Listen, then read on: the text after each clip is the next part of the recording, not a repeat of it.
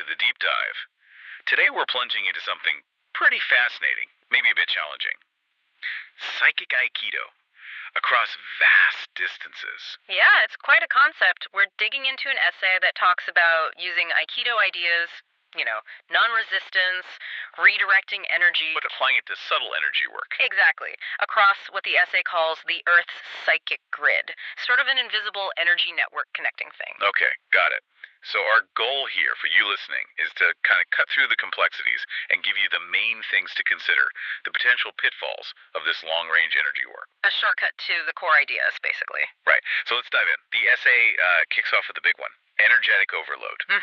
This is the idea that if you're constantly working with negative energies, you can get energetically fatigued. Like burnout, but on an energy level. Pretty much. Think of your energy body getting, overwhelmed.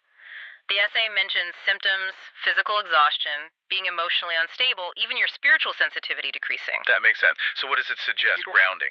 Definitely. Grounding techniques are key, consciously releasing excess energy, and also replenishing your own reserves regularly. You can't pour from an empty cup, right? Absolutely. Okay, next point.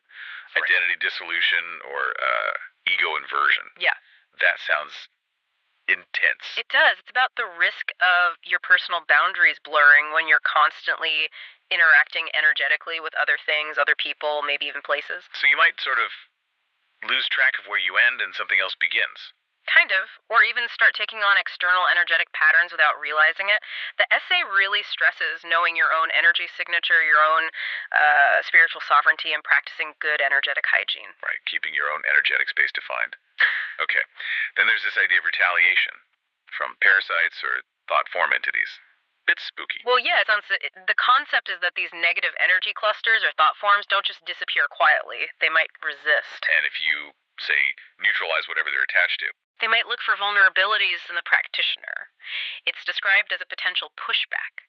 So the essay advises protective measures, energetic shielding, regular cleansing, just being aware. Like having a good energetic defense system. Exactly. Okay, then there's karmic tangling. Getting mixed up in someone else's karma. Yeah, that's the gist. The danger of accidentally absorbing what the essay calls karmic residues when doing this deep work. Think leftover emotional patterns or unresolved issues. And that could show up in your life how? As maybe unexpected challenges, emotional weight that isn't yours, or even feeling spiritually stuck. So discernment is key, knowing what's yours and what's not, and consciously releasing the stuff that isn't. Untangling yourself. Makes sense. Finally, geographic echoes and regional imprints. Location matters. Apparently, yes, significantly. Locations can hold energetic signatures described as karmic crests. Think old battlefields, sacred sites, places with intense history. They hold an energy. They hold an echo, an imprint. The essay gives examples like that. It stresses you need to understand the local energies you might be interacting with, even at a distance, and tailor your approach. So it's not just about the person or situation, but also the place. Okay, so quick recap then.